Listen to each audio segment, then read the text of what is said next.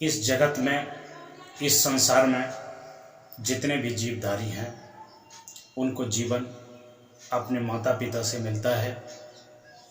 और जितने भी जीवधारी हैं सबसे बुद्धिमान, सबसे यशस्वी, सबसे तेज, सबसे कर्मठ, सबसे बुद्धि एवं विवेकशील मनुष्य को माना गया है।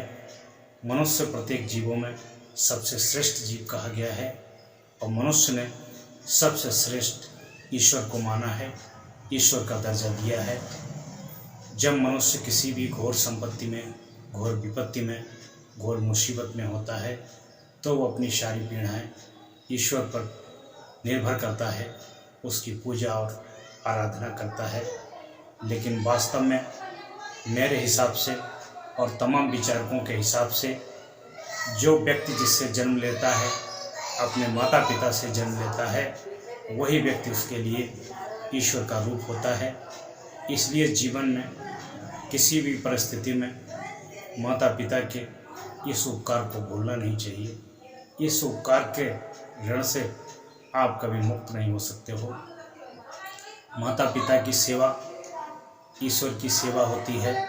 जो अपने गुणों से, अपने कर्मों से, अपने व्यवहार से, अपने व्यक्तित्व से माता पिता को खुश कर लेता है, माता पिता उसे खुश होकर आशीर्वाद देते हैं। उससे बड़ा जगत में कोई आशीर्वाद नहीं हो सकता है और वह आशीर्वाद किसी से कट भी नहीं सकता है। माता पिता के आशीर्वाद के लिए, उनके कृपा पात्र होने के लिए उनके द्वारा बताए गए कार्यों को करिए। उनको जिस कार्य से खुशी मिले, जिस कार्य से प्रसन्नता मिले, वह कार्य करिए। माता पिता, आपके घर में जो भी बुजुर्ग हैं, आपको गलत रास्ते पे जाने से टोकते हैं, यदि आप उनकी बिना आज्ञा के अच्छे कार्य पे लगते हैं, विकास करते हैं, उन्नति करते हैं, तो उन्हें बहुत ही अधिक प्रसन्नता होती है।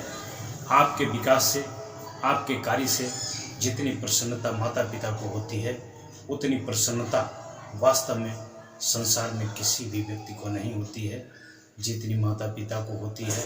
हर एक माता पिता चाहता है कि मेरा बच्चा, मेरा पुत्र, मेरी पुत्री आकाश की उन सफलताओं को छुए जो किसी ने ना छुई हो। ऐसी उसकी इच्छा, ऐसी उसकी कामना होती है।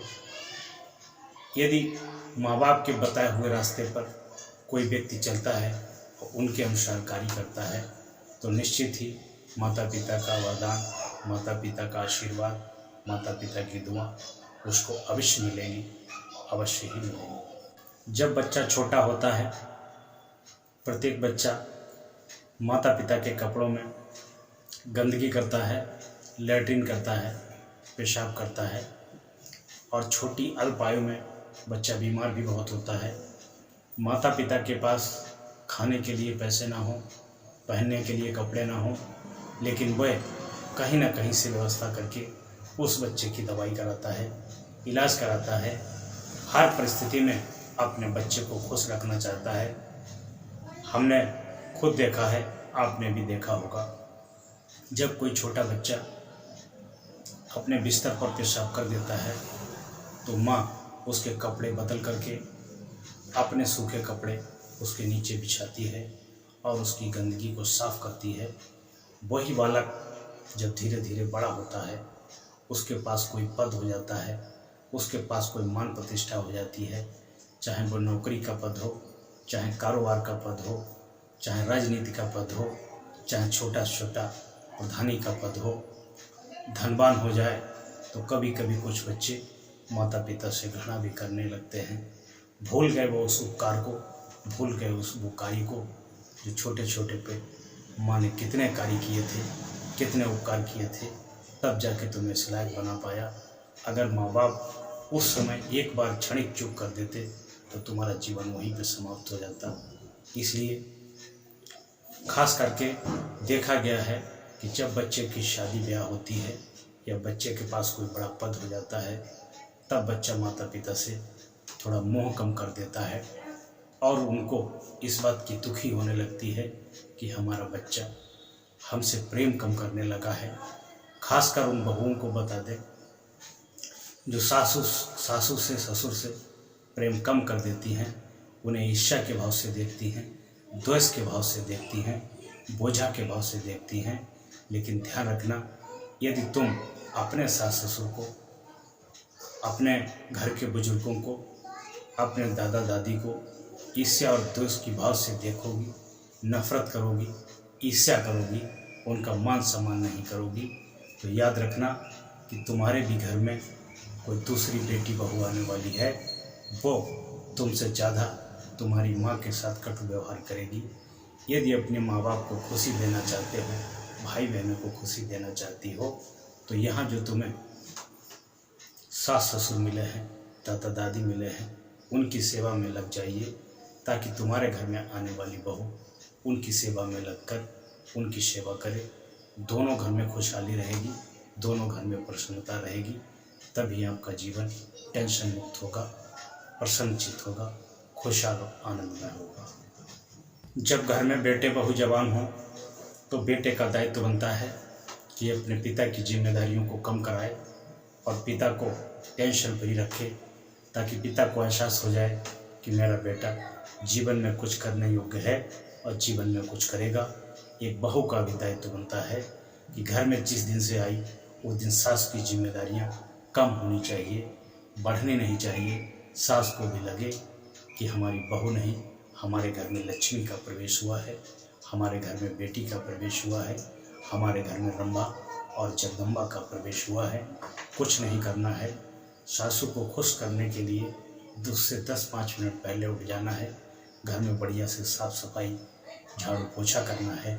जब सासू को उठने का समय हो, तब आप उसको चाय बना करके दे दीजिए। उसी दिन से सासू घर की चाबी आपको सौंप देगी। और एक बेटे को चाहिए कि पिता सोता रहे जब तक बेटा उसके घर में जो रोज़ के कार्य हैं, चाहे दुकान का कार्य हो, चाहे खेती बाड़ी का कार्य हो, चाहे नौकरी का कार्य हो, उसमें मर्मज्ञ हो और पिता के उठने से पहले उस काम कार्य करने के लिए कुर्ता रखता हो और कार्य करता हो, तभी पिता एकदम खुश और प्रसन्न हो जाएगा। जब माता पिता खुश होंगे तो आपको भरपूर आशीर्वाद देंगे। वह आशीर्वाद आपको बहुत फलित होगा। और इसके बदले में यह तक भी देखा गया है कि जिसके माता पिता को रिटायर होने के बाद में सरकारी पेंशन मिलती है, उस पेंशन पे सिर्फ और सिर्फ उन्हीं का हक है।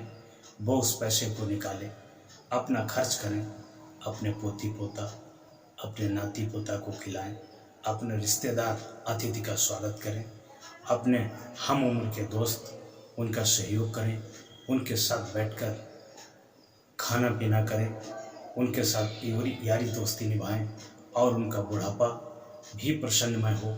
इसलिए जो उनको पेंशन का पैसा आता है, उस पैसे पर किसी का हक नहीं है। वह पैसा अपनी स्वेच्छा अनुसार उनको खर्च करने दीजिए। यदि आप संपन्न हैं तो आप उनको गाड़ी करके दीजिए, ड्राइवर दीजिए और माता पिता से कहिए कि चलिए आपको कौन से तीर्थ जाना है, उस तीर्थ घुमा दो और उनको खाने पीने के लिए पैसा दीजिए। और इसके अलावा उनको पुण्य और धर्म और खर्च करने के लिए पैसा दीजिए। और जब उनका अंतिम वक्त आए तो उनके हाथ से कुछ पुण्य भी करा दीजिए, कुछ दान भी करा दीजिए, ताकि वह प्रारब्ध बनकर उनके साथ जाए, उनकी आत्मा को शांति दे, उनके मन को शांति दे।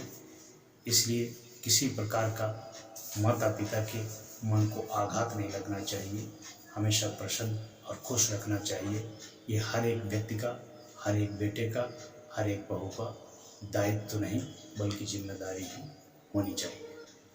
माता पिता बहुत ही गरीबी झेल करके अपने बच्चों के लिए घर बनाते हैं, मकान बनाते हैं और अपनी हैसियत के अनुसार बढ़िया सुंदर भवन भी बनाते हैं।